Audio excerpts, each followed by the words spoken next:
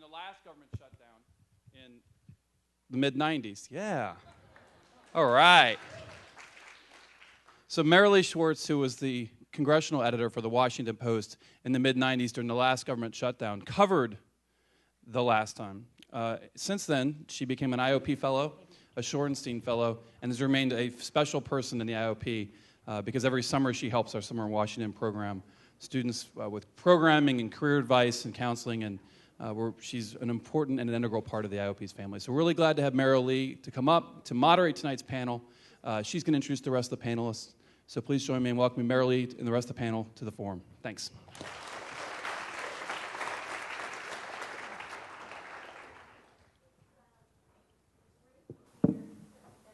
In my memories of being in the newsroom till midnight for 3 weeks straight, each morning walking in and saying, oh, they're going to open it today because look how bad things are. And every reporter in the room rolling their eyes at me like, you know, get a life there. But we're lucky tonight that we have got a group of people who know so much about what is going on in Washington and across the country and the forces that are directing this and how they might see our way out of it.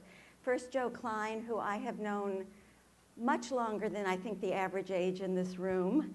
I must say I knew Joe when he was at Newsweek covering politics, at The New Yorker, and now at Time, and in between writing 6 or 7 significant books, and a very smart man, and he's now among you. He's a Shorenstein fellow here working on a book on the military men and women who are coming back from the wars and reintegrating into society.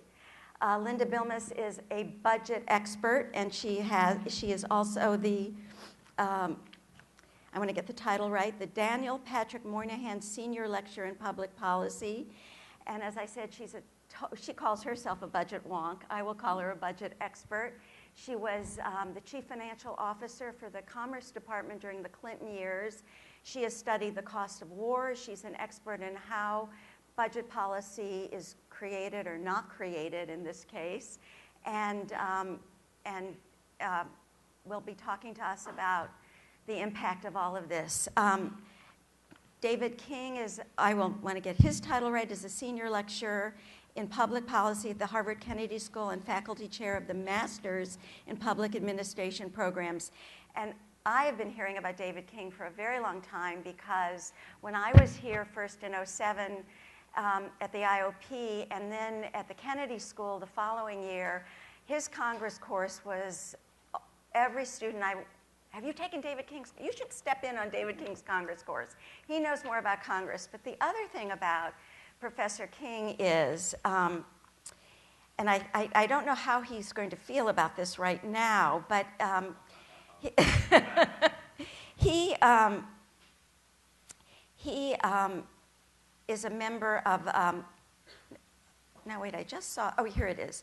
He's directed the Task Force on Election Administration, the National Commission on Election Reform, and he also chairs a bipartisan program for newly elected members of Congress.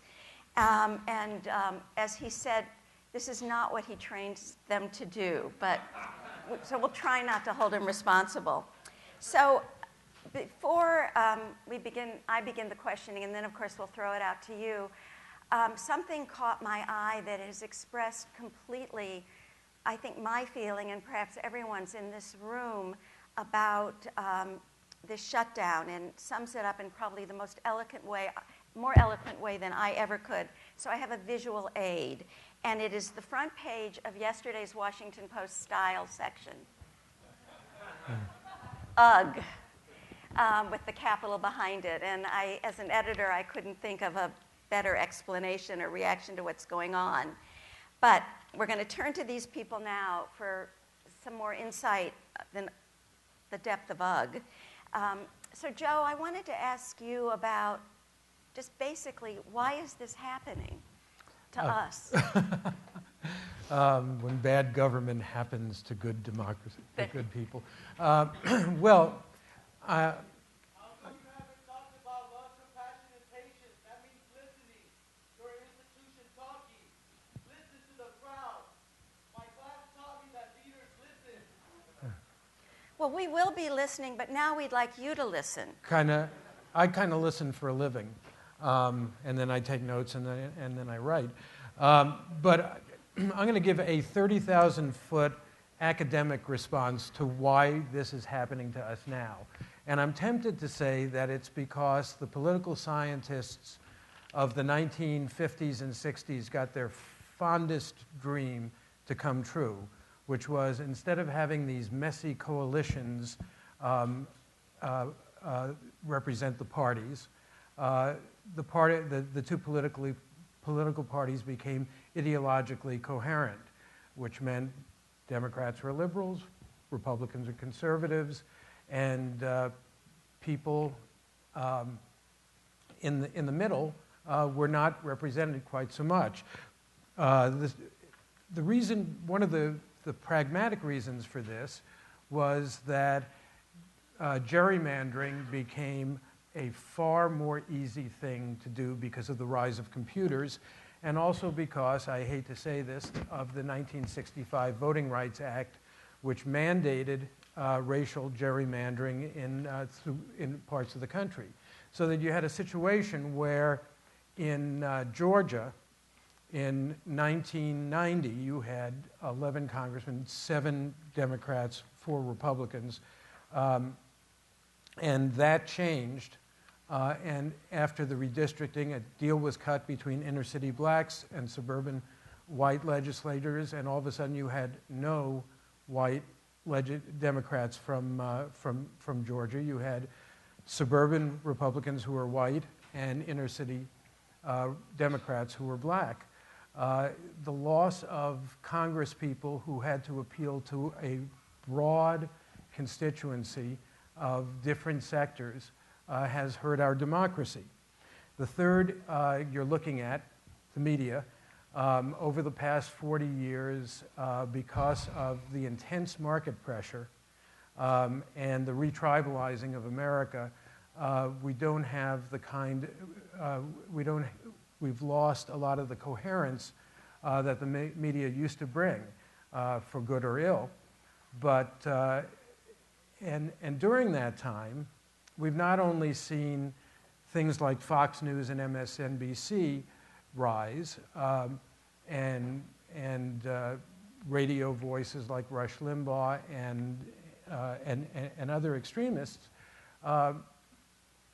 but we've, I lost my train of thought. I'll go to the fourth one.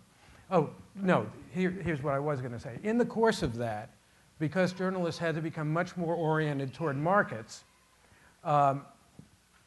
we went from a position which was the gold standard for journalists when I started this 45 years ago this week, which was skepticism. And we allowed skepticism to slide into cynicism. And it's become the hardest story to write if you're a journalist nowadays, a political journalist, is a positive story about a politician. I have an aphorism: cynicism is what passes for insight among the mediocre. And I think that it has become near impossible in this media environment for people of goodwill and reason to say even vaguely good things about each other, or even sit in the same room and discuss things. And the final point I'd make is that this is a consequence of my baby boom generation.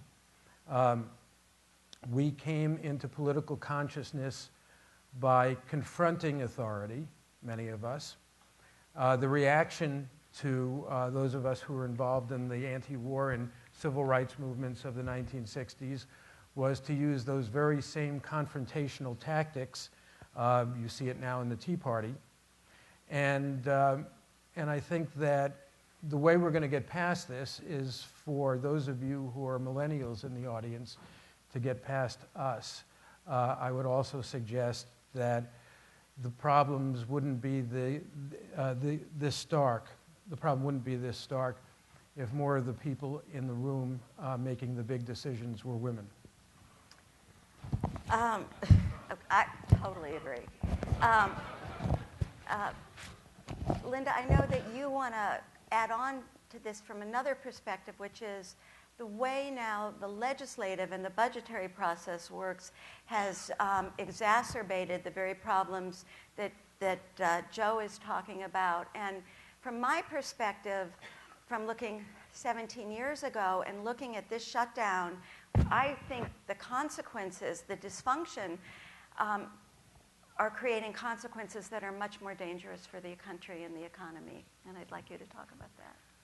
Well, there are a lot of political reasons where the other folks here know a lot more than I do about why this is happening.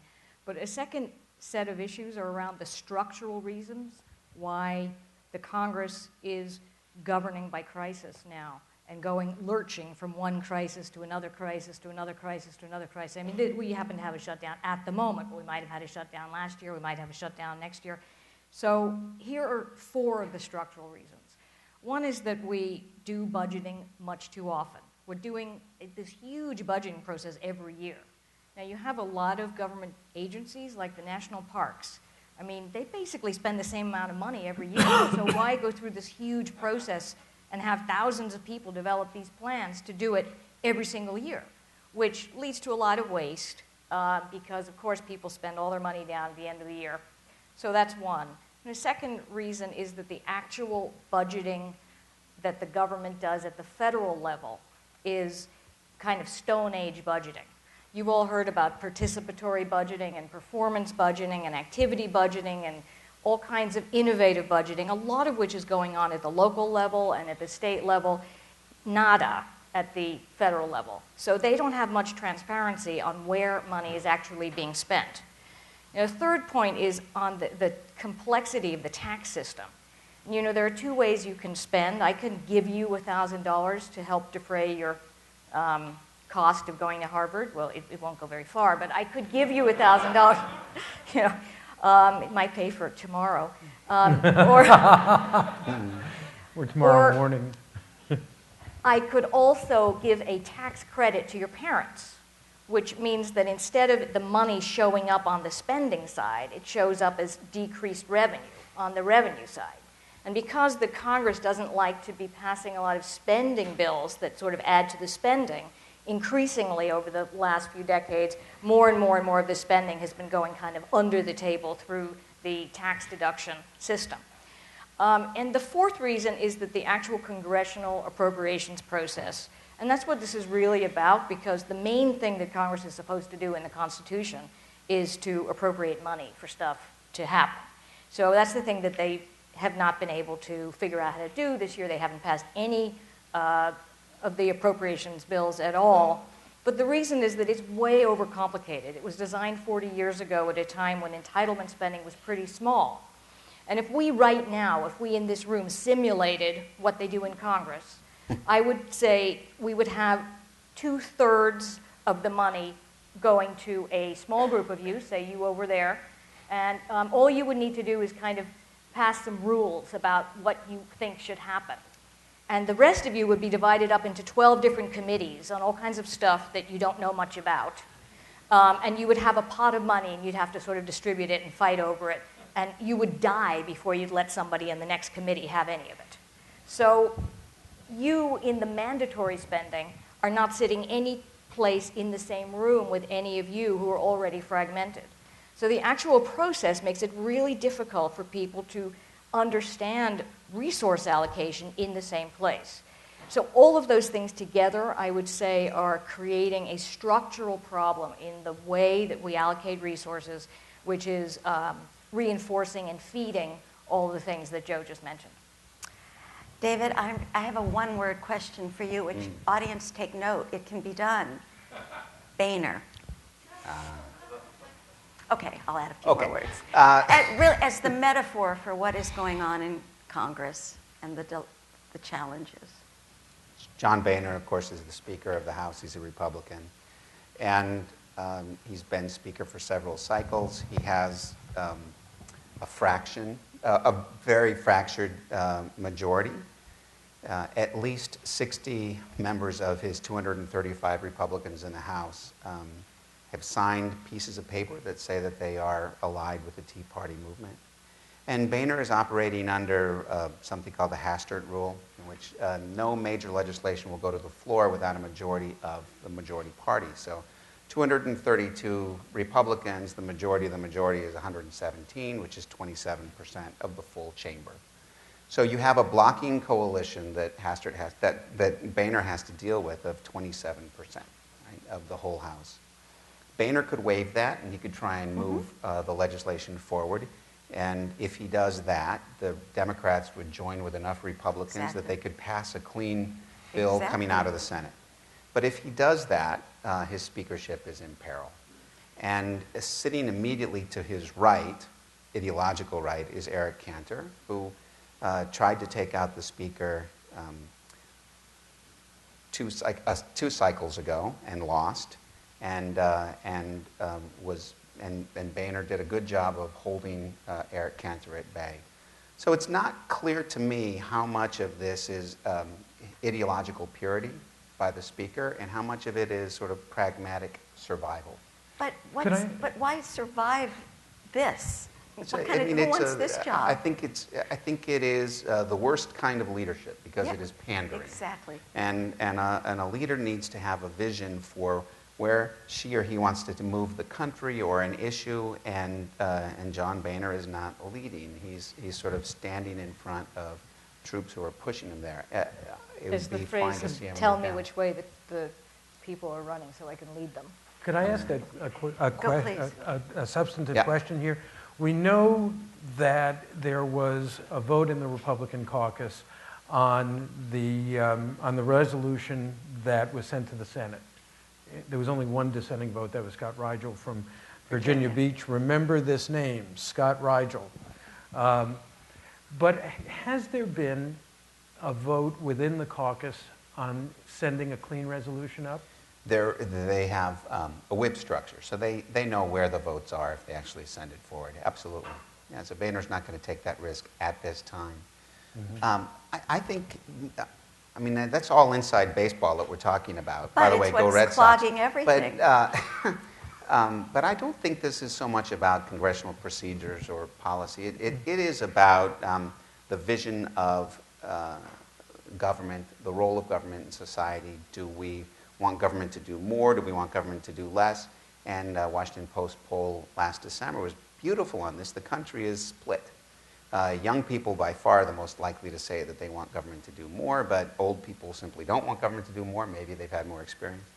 But the country is divided. So it's not about money. Money matters a lot. Obviously, the shutdown, by the way, costs the country money. It doesn't save a penny.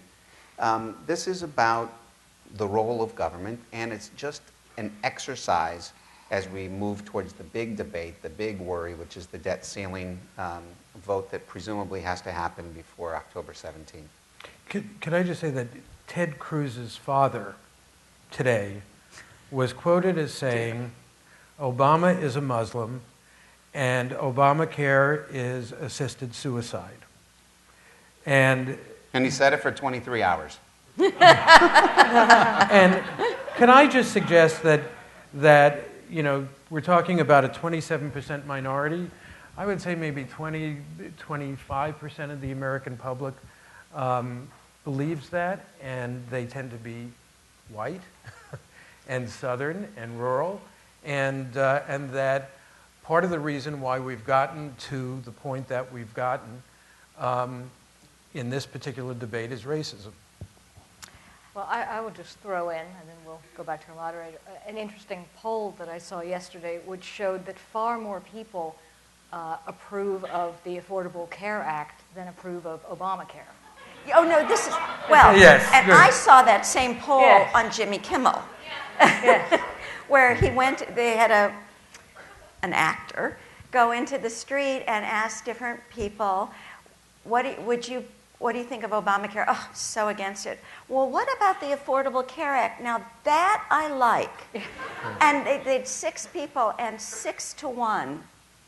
Yeah. 5 of the 6 all really were so down on Obamacare because way too much government control. Obama going to do all these bad things to us. But the Affordable Care Act, we like that idea. Well, I mean, you know, Obamacare would be like having the government take over Medicare. But I will tell you something else, given that we haven't really talked about how the Republicans are using Obamacare as their staging on this. A poll yesterday, which I thought was really interesting, asking the public, do you believe that Obamacare, I may be rephrasing this a bit, should be a reason for your opposition to Obamacare should be a reason for shutting down the government? 79% of Americans said no. Among Republicans, it was 49-44. And among Democrats, it was 90-6. But among independents, it was 74 to 19. Right. So I don't know what the Republicans think they're doing. Even in their own party, it's narrowly split to use this strategy to shut down the government. And if I could throw in a little bit of history of this particular bill, I first came across the ideas of an individual mandate and healthcare exchanges, marketplaces where small business people and freelance writers, as I once was, could have the same market power as major corporations like Time Warner. I first came across that in 1989, I think, when it came out of the Heritage Foundation as a plan for national health care. In 1994, I got into a lot of trouble with the First Lady, then Hillary Clinton, because I supported the Republican plan for universal health care, which was an individual mandate. I then, when Mitt Romney tried this same socialistic idea, which came out of the Heritage Foundation, here in Massachusetts, I came up and I interviewed him, and he knew exactly what he was doing, and I think that the results are that it's got some problems, but it's working pretty well. And then, all of a sudden, Barack Obama proposes it, and all the Republicans are saying it's socialism. So, I mean, it's mind-boggling, isn't it? Which I want to, because I know you all will have lots of questions, and I want to kind of get to the impasse that we're at now, which the Republicans are saying, unless he does something about Obamacare, we're not moving. Which, again, there's all these sort of false architecture about it. But if that's the case, and this is where I compare back to my experiences in 95, 96, watching the shutdown, when they were all talking a lot. But at the end of the time, when it really was the pain was hurting so much, the grown-ups stepped in. Bob Dole said to Newt Gingrich, and Dole stepped in. Of course, he wanted to run for president, and there was that impetus. But he stepped in. They made a deal. Nobody liked it a lot, but everybody got a little something, and they opened the government. This time, I just came across a really interesting quote from Tom Coburn, who is a very conservative Republican senator from Oklahoma, who said, the biggest problem now is we don't seem to be able to figure out how to negotiate. And he said, negotiation, and I really quite like this, he says, negotiation is a place where both sides have the ability to save face. And that's what I think they have to be looking for. And I don't know if anyone here sees a way for both sides to save face. David? Well, if this were about numbers, or about dollars, you can find a way to compromise. Yes. But it's not, right? This is about a fundamental view of what the government should or shouldn't be doing. And in that case, maybe it's the wrong thing to do to compromise. Why would Republicans who believe that the government is already too strong, is taking away individual liberties, is interfering in the marketplace, if this is something they deeply believe in, why in the world would they compromise? They're standing up for their principles. So I don't expect compromise. There aren't grown-ups in the room who are going to be able to have that kind of negotiation right now, which means, probably in the short term, the shutdown doesn't get solved. Maybe the heat gets a little hotter after a week or so. We're going to be paying attention to football and baseball over the weekend. People pay attention again on Monday and Tuesday. Except Army and Navy, who can't play. Yeah, and poor BC can't play either. But and then you're a week and a half away from Yes. from the debt ceiling. My guess is that there's no compromise, and ultimately the president has to step in and do something dramatic, like ignore the debt ceiling. Can I ask Linda. Linda a question? Why is that stuck in my mind? Linda, a question. We're talking about negotiations here, and there's been dissatisfaction with the budget-making process ever since it was launched in '74, right? Yeah. Do you see any way that even on technical things like the budget process, there could be any kind of compromise or negotiation? Have there been efforts? Are people even talking to each other? Is there any chance for the sort of things that reasonable people think are reasonable to actually happen? Well, I think, first of all, this is the point at which, being this is Harvard, I should make a pitch for my new book, Budgeting for Better Performance, forthcoming in the spring, in which I outline a number of budget reform areas. But I think that there is a lot of budget reform, and there's a lot of progress happening, but it's happening at the local and state level. So you see everywhere from New York City to Santa Clara, California, to San Jose, to Somerville, really significant progress on involving people in making decisions about how resources should be allocated, and a lot of technical improvements on displaying and accounting for where money goes in ways that you can actually make decisions about it. There has been a very, very, very small amount of progress at the federal level. One proposal that I made some years ago that I have testified on extensively, that was adopted thanks to a lot of people who supported it, was that the Department of Veterans Affairs now has 2-year budgeting, biennial budgeting, because they were able to argue that keeping veterans hospitals open is something that shouldn't be subject to annual appropriations, and they didn't want to be stuck in these constant situations. So they are somewhat affected, but not that much by this shutdown, because they have advance appropriations. And there are a number of other government agencies that are fee-funded and that have other funding streams that also are less affected because of the fact that they've had some funding reforms. The sort of the quickest, easiest, and probably most bipartisanly appealing way to at least cut in half the number of times this happens would be to have a lot more government agencies have the biennial budgeting, which most states have. And so at least a lot of stuff could happen less often, which means if it happens less often, you could have crises less often.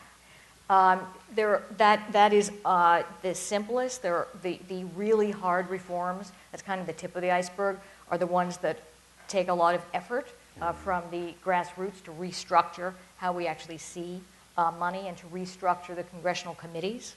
But I think that everyone who studies this stuff is looking at this process, looking at the tax system, looking at the budget process, and saying that we can't go on this way, and we need to be expanding the fleggling reforms. Well, they all say we can't go on this way, but they also say, when you ask them about this specific reform or that one, well, we can't do anything about that. I have one last question before we go to the audience. Why isn't everybody scared about what's happening to the economy? The shutdown is going to be crippling enough, and then you're facing the debt ceiling, and these people, I'm scared. Why aren't people scared why aren't these members scared the way I'm scared? Well, what did they learn the last time there was almost a shutdown, right? The economy was doing fine. It didn't really hurt the economy. When it looked like we were flirting with the debt ceiling, the Republicans basically got a win out of that last encounter. So it was a different environment, but members themselves right now are not hyperventilating, except when the TV cameras are Also, on. it was oversold last time, the debt ceiling. I mean, the way you'd see the president was saying, and Geithner was saying that, the credit of the United States would be called into question, but as that the deadlines approached, you didn't see any of the international borrowing, money people pulling their money out of U.S. Treasuries. Well, in fact, because they were coming into U.S. Treasuries. So even if we threaten to no longer pay our bills, no one's going to believe us in the rest of the world. But then it's going to happen. Well, Then it may happen. I think, unlike the last shutdown, which happened in the winter, this one is happening in October. And that actually makes a very big difference in terms of the economic impact, which is very quickly going to become manifest. And I'll give you just one example. In the national parks, we are in the peak shoulder season. Normally this time of year, when we got the fall colors and the bears fattening up and the birds migrating and all of that stuff happening, there's 700,000 visitors a day into the national parks. There are 7.5 million school kids who go to the parks in October on field trips. There are 900 teacher curriculum websites, which are the most visited websites in the entire government for the national parks, all shut down. And when you have, because the national parks run all the police and the fire protection and the utilities and stuff in the parks, they've had to shut down all the restaurants, all the campgrounds, everything in the parks, which has a knock-on effect to all the gateway communities who all run all the REI shops and the motels and eateries and stuff. So all of that is shut down. And for a lot of those bedroom gateway communities, this is their absolutely peak time. This is the time when they are, it's a make or break for their bottom line. So you have all, I mean, that's just one example. I could give you 10 examples, but there will be within a few days a screaming about the economic impact, and it will be, quite felt if this goes on.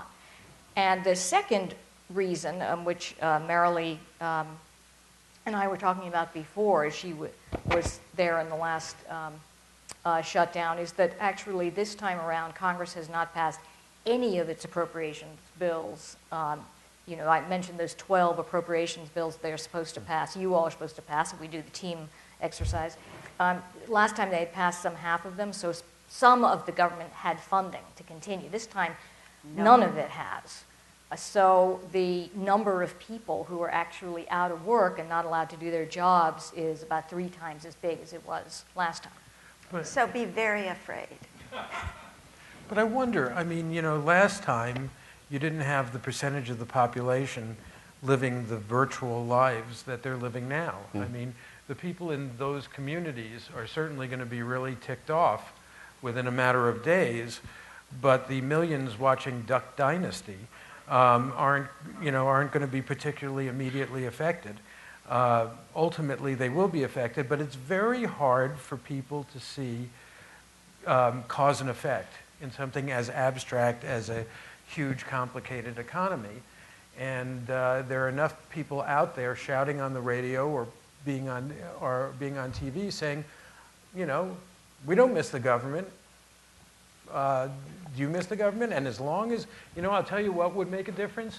If they stopped printing the Social Security checks and Medicare checks, that would bring this to a screeching halt in a nanosecond.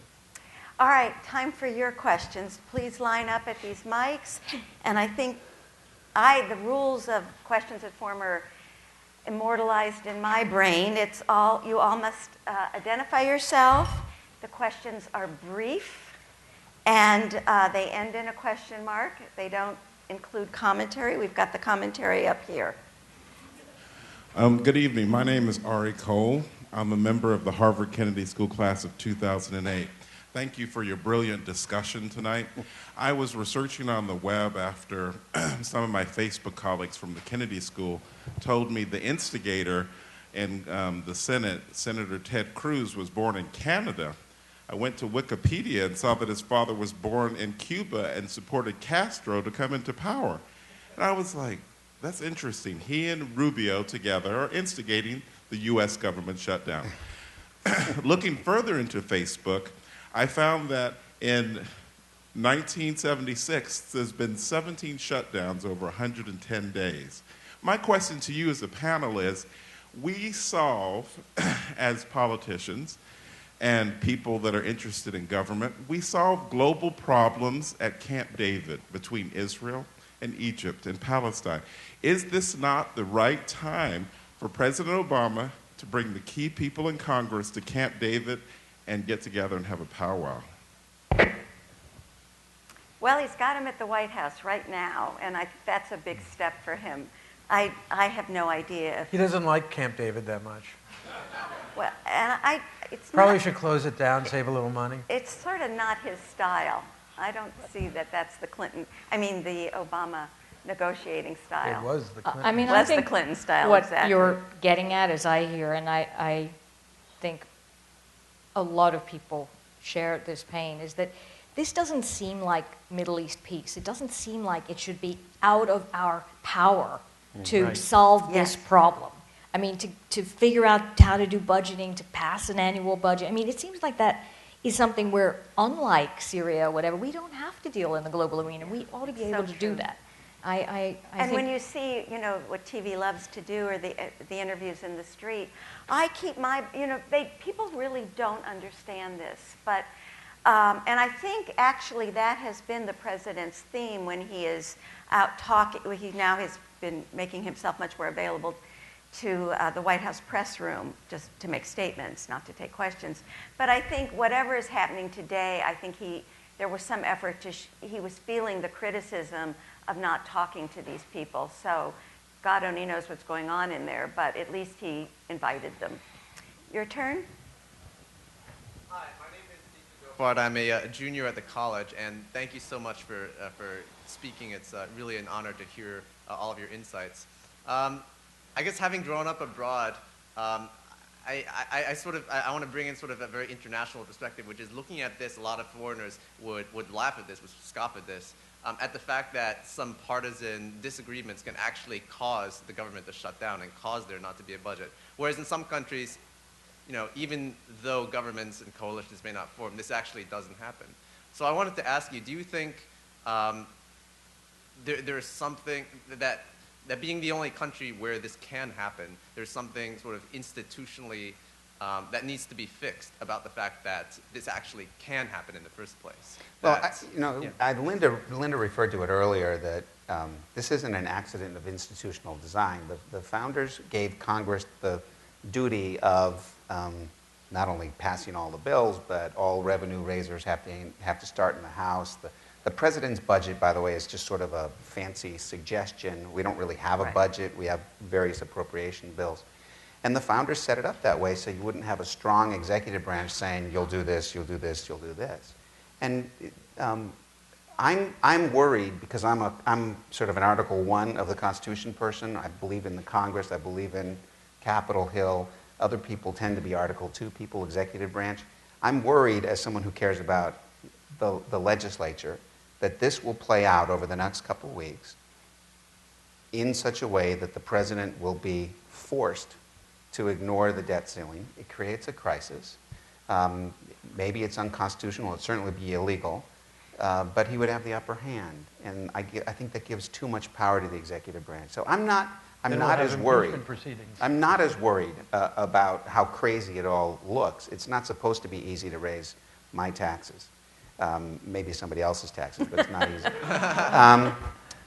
So I think this might be a moment of crisis that creates a real interesting opportunity. The 1974 Budget Control and Impoundment Act, which rolls right off of our tongues, right, was a reaction against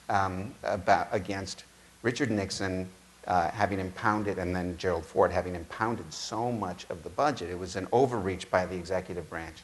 And they reshuffled the whole thing. They were trying to claim authority and power back into the legislative branch. If President Obama does what I think he probably should, which is to ignore the debt ceiling, then there's a moment, Linda, when you guys can come up with some way of trying to restructure the congressional budget process. But before we go anywhere, Joe, I just want to say I like Duck Dynasty. What? I like Duck Dynasty. No, it's Yeah, fine. it makes me happy. But let me come back at you on that because On Duck Dynasty? no, but on the concept of liking Duck Dynasty, You know, and the way proportions have shifted. I actually named a character in Primary Colors after this concept, Orlando Ozio, who was the governor of New York. Machiavelli said that Ozio is the greatest enemy of a republic. Ozio is Italian for indolence, and what Machiavelli was worried about was how do you keep a republic rigorous when it's not at war, when you need real discipline and so on. And let me submit to you that we have had the world's greatest, the greatest experiment in Ozio in human history in this country since the end of World War II. Yes, we've had some problems. Up until very recently, we haven't had serious economic problems. We haven't had existential wars that actually threatened and caused all of our young people to go off and fight and be killed. But during that time, I believe, and I think that this is really at the bottom of what we're seeing, we've lost a lot of the habits of citizenship. Yes. We've I been completely agree. watching Duck Dynasty. And you could call it whatever you want. You know, my daughter's a member of the MTV tribe. My dad was a member of the ESPN tribe. You know, we have retribalized the society, and we do not feel, as people in the military feel, that we are part of something larger than ourselves. That's really true. You cannot have a democracy without citizens, and we have to really figure out how to answer that question as well. Hi, my name is Eliza Hashmi, and I'm a junior at the college and a member of the JFK Junior Forum Committee. On behalf of the committee, I'd like to ask the JFK Junior Forum's official Twitter question. The question is, what does the shutdown mean for our peer country's perception of the United States? Are you asking us?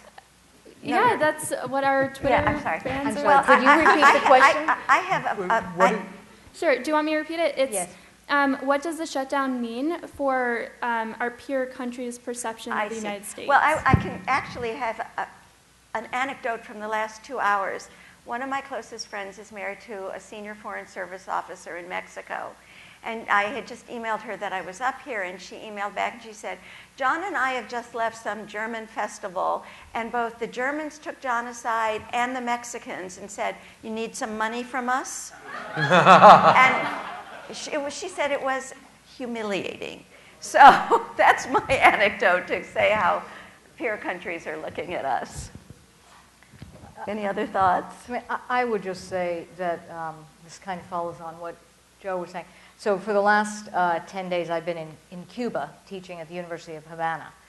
And of course, Cuba is right now, I mean, it's a fascinating place, but it's at the stage in its development where it's just beginning to think about how do we structure a society. You know, what do we think about capitalism? What do we think about socialism? What do we think about whether we should have local government and regional structures and so forth. They're at a very early phase, kind of what the United States went through when the Constitution was written. And certainly when they look at this, what's going on, I mean, they think, well, that's a reason not to use the U.S. constitutional framework as a way to set up our society. You forget about Fidel, you know, that, I mean, they're sort of at a different point, thinking about what do we really think is going to work. And they look at this and they say, well, that's not working, so that's not a good template. And I think that countries all over the world that are more emerging and figuring out how to set up a society are feeling that we are not a good role model in this respect, for sure. Thank you. Good evening. My name is John, and I'm from the Mid-Career Program. As an American citizen and a USG employee, it's been a sad 2 days, but perhaps more disheartening is the fact that this seems to be coming, this kind of bickering seems to be coming par for the course on the American political landscape. And it seems like you can't get anything done without elevated doses of finger wagging, finger pointing, and kabuki theater. So I'm wondering, what do you think it'll take for us to become a more moderate, more negotiating, functioning democracy again? Well, I'm glad you phrased it the way you did, because it's about society. It's not necessarily about Congress. Right. And this level of dysfunction and polarization and anger is seen in every legislature, certainly every state legislature that we have data for, going back to the early 1970s. They've all become dramatically more polarized. The parties have polarized. I think Congress has institutional problems in terms of how we do budgeting, but Congress reflects us pretty well. And the reality is we don't get along. We are tribalized in many ways. And what's it going to take for it to break? One side or another is going to probably have to win. Maybe that'll reshake things, but I'm not sure. See, I disagree with that. I think that Congress does not reflect American society, and I've seen data that proves it. I mean, Pew has done this. Alan Murray, I was at a conference recently where Alan Murray from Pew made a presentation, and he showed the political attitudes of the American people. And it was your standard bell curve. There was a larger chunk on the right than there was on the left. I'm doing it in your perspective. But most of them were in the middle. And, almost every year I go out on a crowdsourced road trip across America. And I have town meetings. And the meetings that I have, and I make a special effort to go to see Tea Party folks and other people who wouldn't normally be attracted as a crowd to this source, and they're pretty disgusted with the media coverage of the extremes. And then what Alan Murray did was to overlay that bell curve with a chart of the attitudes of members of Congress. And it was the exact opposite.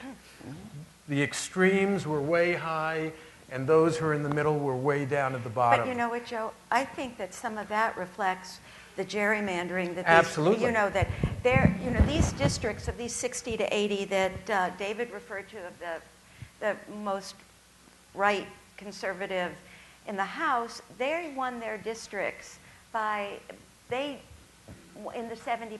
Obama did about 20. They won by an average of 23 points more than Obama in those districts. And they're 75% white in most cases.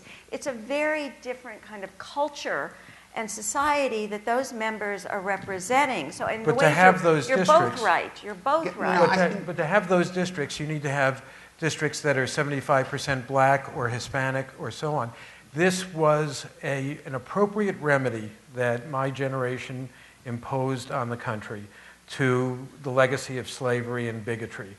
But I think that we're ending my generation, in our point of view, is reaching its sell-by date.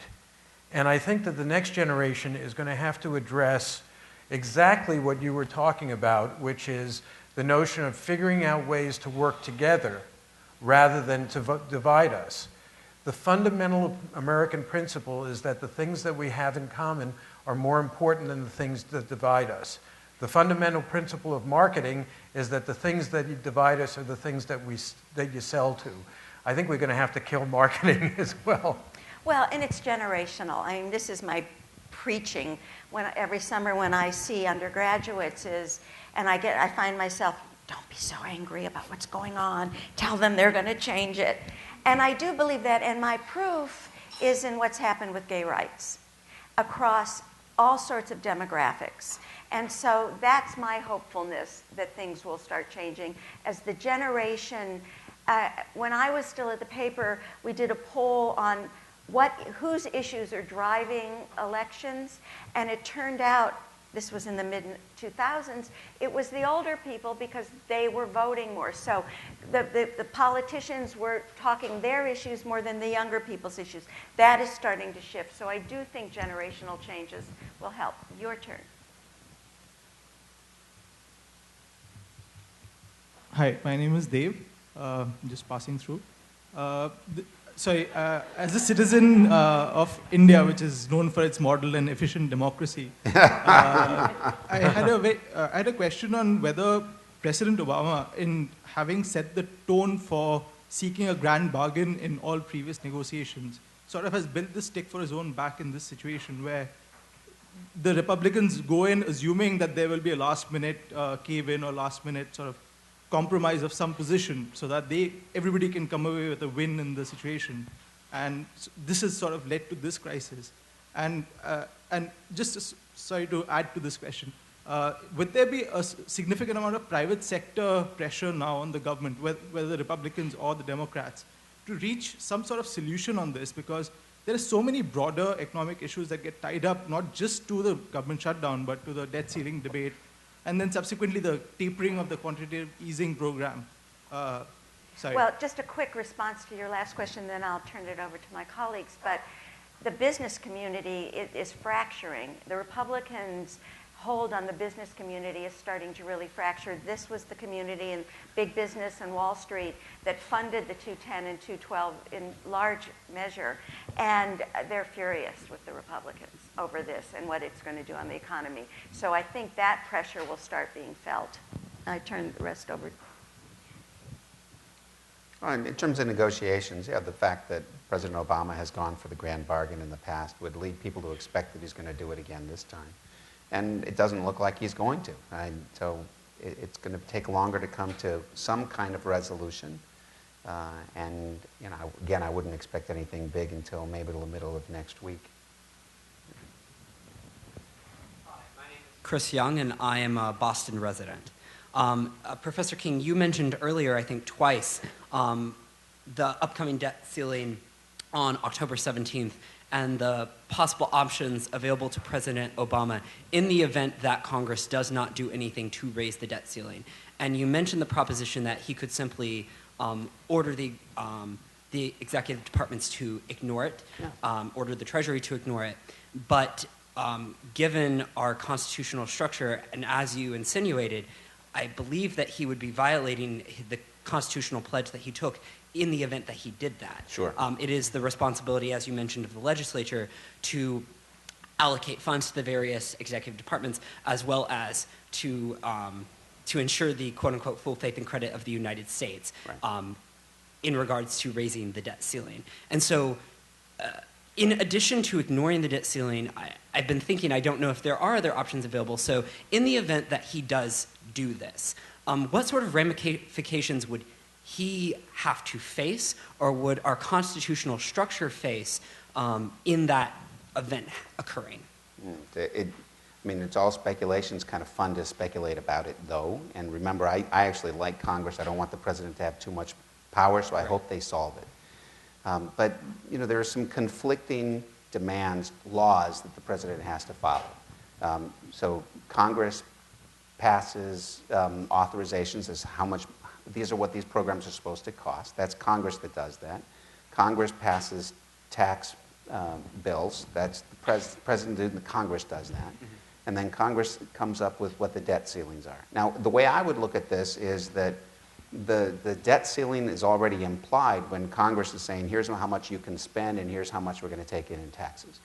So if the president is going to ignore the debt ceiling, he violates the law, no question about it. It's not clear he violates the Constitution, but he would violate a law. And it'll be interesting to see how, if this happens, how the markets would react. I think they would react favorably. And he opens himself up to impeachment. Well, okay, so the House would vote articles of impeachment, presumably, and then nothing happens in the Senate. So it's because the Senate is controlled by Democrats. Mm-hmm. So it's a big gamble, but I can imagine a scenario in which it plays out. Thank you. I'm Jenny Shore, and I'm a freshman at Harvard College and also a member of the JFK Junior Forum Committee. And I'm asking this question on behalf of the committee. What kind of implications, if any, at all, would this have for the 2016 elections? Joe? I don't know. I think that I think that the implications here are all congressional. It's just way too early to speculate about what 2016 looks like. If there is an economic collapse as a result of this, or an argument can be made that there was an economic collapse, you know, it depends on which side makes the better argument about who is responsible for it. Right now, it seems the public believes that the Republicans were responsible. You know, I do think that the broader implications are going to have to do with style more than content. I suspect that we may see a desire for politicians who are not as confrontational either advertently or inadvertently. It turned out just because Barack Obama, who is a stone centrist, by the way, was black, he turned out to be a confrontational politician for the 25%. In fact, there's another Pew stat that I think is really amazing. 25% of the American public believe that it is the job of federal employees to discourage people from signing up for Obamacare. I mean, you know, just by his very nature, he by his melanin level, he was confrontational. I think that there may be some desire that is reflected by the people for someone who isn't. I would just add that I think that this kind of thing, government shutdown and the sequester and the debt ceiling fights, all of these things tend to create a vicious cycle which reinforce everything, because those who, for example, are opposed to the Affordable Care Act are generally motivated by a feeling that this is more government, this is sort of too much, the government can't do anything, the government is not good at stuff, not good at getting stuff done. And when they look at this dysfunction in Washington, that confirms all of their views about how the government is broken and it's not good at doing stuff and it can't even pass a budget. So how can it possibly run health care for hundreds of millions of people? So I think that this sort of pernicious cycle reinforces. Now, I don't think that that necessarily affects the top of the ticket, but in the districts where that is the way people are viewing this, I think it makes them harden into their And what, there are positions. 75 districts where you have live competition? Yeah, something like that. Yeah. Not many. Not many. The other thing I'll say that is a piece of this that's going to have a significant impact, and it's going to be all about people the age of the students here, is how well Obamacare is perceived to be working. And I think that is going to be determined by the numbers of young people who sign up for it and are willing to do what I believe is their civic duty, their moral responsibility. Because if you don't sign up for it and you crash your motorcycle into a tree, the rest of us pay for it. So I think you have a moral responsibility to be part of this. The initial indications and the polling show that your generation is going to step up and do the right thing. And in that case, I think you're going to see the exchanges work, and you're going to see small business finding that they can get health insurance for themselves and their employees at lower rates that are now prevailing in the market. And I think that that's going to have a major impact. But we'll see. Right up here. My name is Christian Brey. I am an MPA student here at the Kennedy School. Given that the problem we are talking about is actually not only a technical problem, but a problem of society and underlying differences and maybe ideologies, I'm thinking about the role of this school that claims to address public leadership. So my question to you is, what do you think about the role of this school? How could this school help society to address the issue and the underlying problem that is not only the technical problem, but also the professors?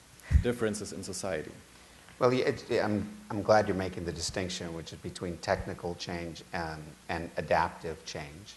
And we ought to be able to think about adaptive change. Leadership is a title that people happen to have. We often talk about our leaders aren't leading because the title leader doesn't mean a whole lot. And so you don't need to have any kind of official position to try and motivate other people to see the world in a different way, to allow us to adapt. I don't know formally what the school does. The school isn't sort of this monolithic group that can do anything.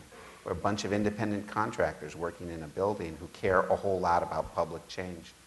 So we can gather people together, we can reach out to students, but so much of what has to happen are people who don't have a formal authority, like you don't, like my friend Luke here doesn't have formal authority, but it's really you who have to work on making these changes. Linda? Well, you've taken my class, so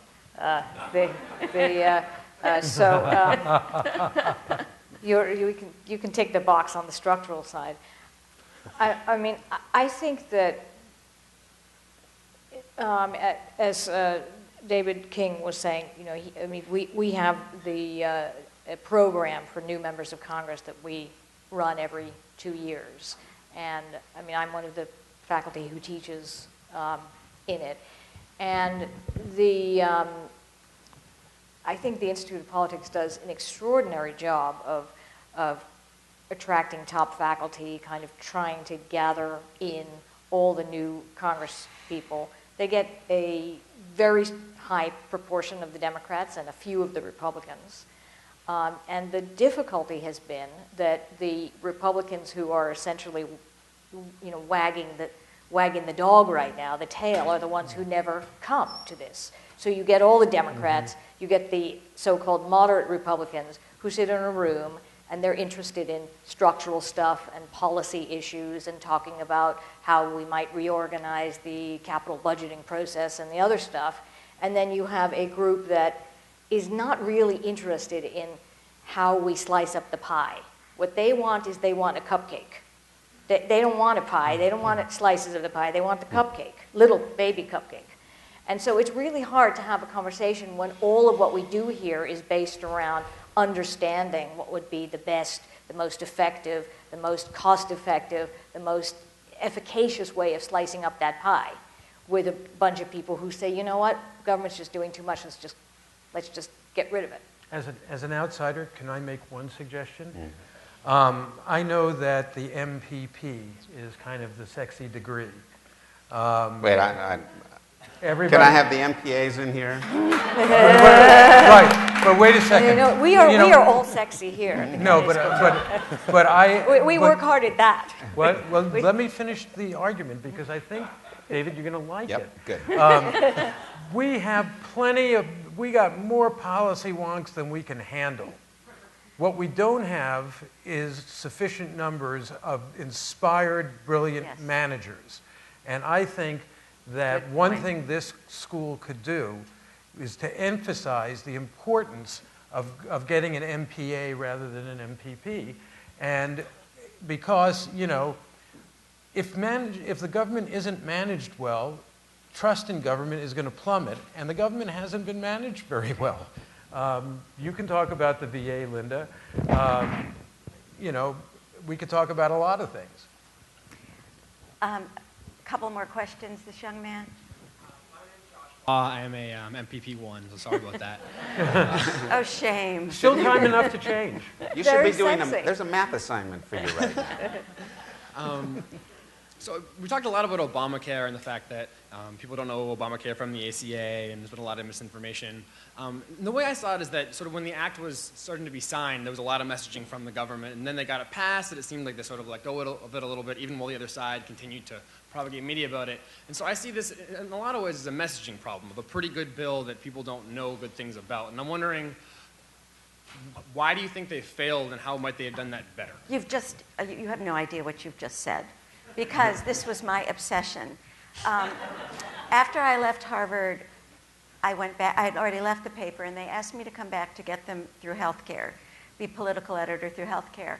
And I got to the point, if I saw the Obama administration, one more response from the Obama administration about explaining the healthcare bill as people will like it after it's passed. And that was their message. They had no message in 2009. They had no message in 2010, except you'll like it after it's passed. And in the meantime, the Republicans seized every possible too much government control, fear tactics. Some were legitimate, some weren't legitimate, the costs, the implementation. And I hold the Obama administration incredibly accountable for their inability to message. And now, 6 days before implementation, they send half the administration out. They hire ambassadors of message to help people sign up. A little too late. And they'll be very lucky if, in fact, if it is successful and people do begin to embrace it. Could I just say, to expand on that a little bit, Barack Obama is the only politician I have ever met in an executive capacity who gives people tax breaks and doesn't bother to tell them about it. I mean, you know, 85% of the country got a tax break in the stimulus bill, and then all the senior citizens got a tax break, $200 tax break on prescription drugs, filling the donut hole when the Affordable Care Act passed.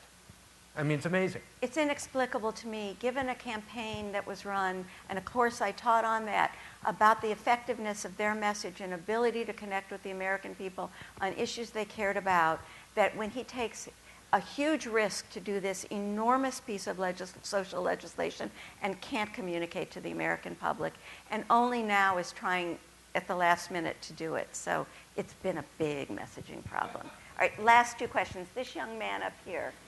Hi, my name is Louis Gowden. I'm an 8th grader at the Fenn School. And my question is, with Americans so polarized on so many issues, one of the few things they can agree on is the dysfunctionality of Congress and how they can't seem to get anything done. With the debt ceiling and the fiscal cliff and now the government shutdown. Now, if you could make one change to Congress or one change to the legislative branch, would you, or what would it be? Professor King. So one change. That's. I would love to see the budget process actually changed, but that would be like a fix. There are much deeper issues in Congress. People really don't actually get to know each other very well. It's true. I mean, everyone hears these stories about how members don't even know each other's names anymore. They don't. They don't spend time having fun together. That really matters. And all of us in this room, I hope, we're getting to know each other so we can collaboratively solve problems. But the world doesn't work that way in Washington anymore. I do want to say something about gerrymandering, because it is an issue, but I think it's often overplayed. Yes, it's done with much more precision now than it used to be done.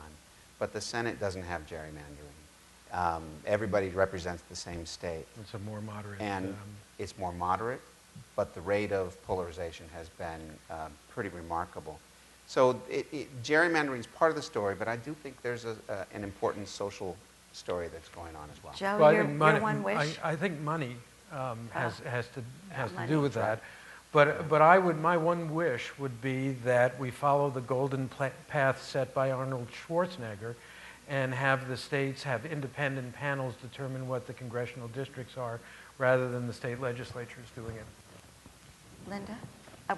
That'd be great. Budget?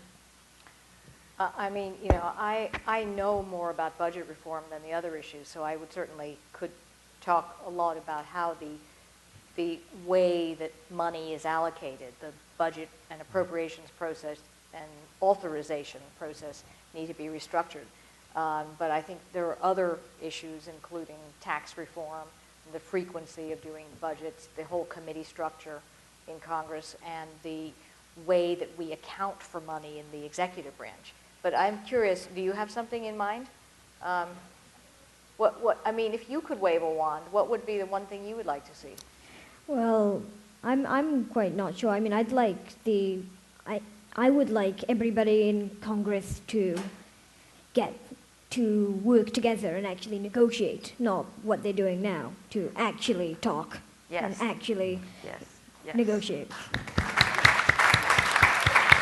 Well, there is a group called No Labels, which has invited members of Congress of both parties to get together and actually talk to each other, which is something that they don't do. And I think they have like 70 some odd members of Congress signed up to do that, and that's a first step toward what you would like to see happen. And I want to put my wish in, which is the filibuster, which has gotten out of control and not real, and the idea that it takes 60 almost on everything.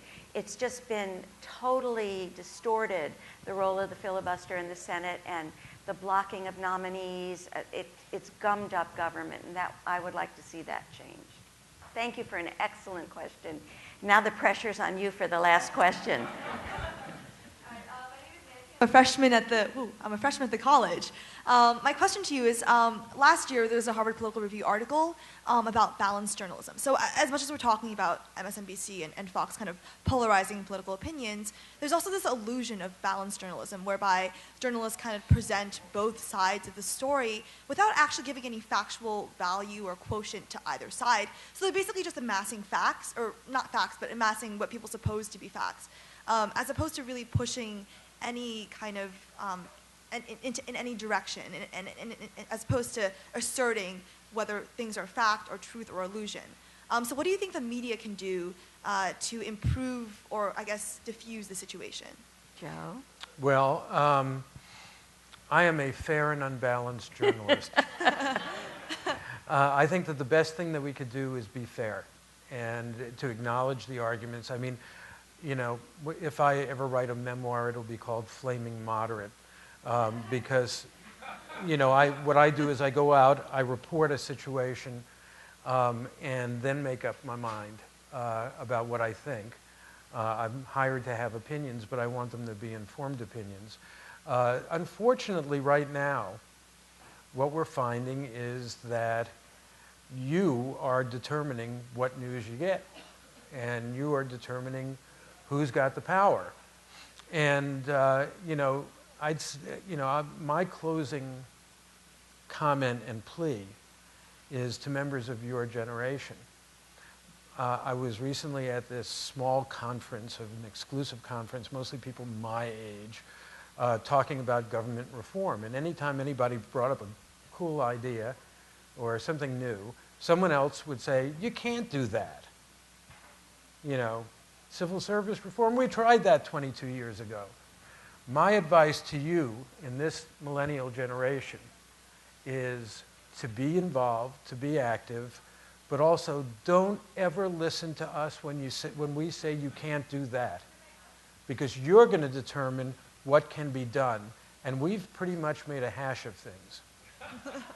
I just want to say something as, you know, a former editor when things were a little less frantic, but every day, and I know this is going to sound sappy, but every day, and I think you still find this in the New York Times, the Washington Post, and Time Magazine, and an array of journalistic platforms. Every day I would say, what's important here? Everything, you can't put everything in. And the rush now to put everything in, and he said, and then he said this, and I would have fights with my reporters. We don't have to have every point of view. Let the readers figure it out for themselves. It is our job to present as much context and as much insight as we can and let them figure it out. And what I hope is readers, because now you are confronted with, as you put it, so much, that you can step back and say, what's important here and what am I trying to understand? And good luck with that. Thank you all so much. This has been great. Your questions were great.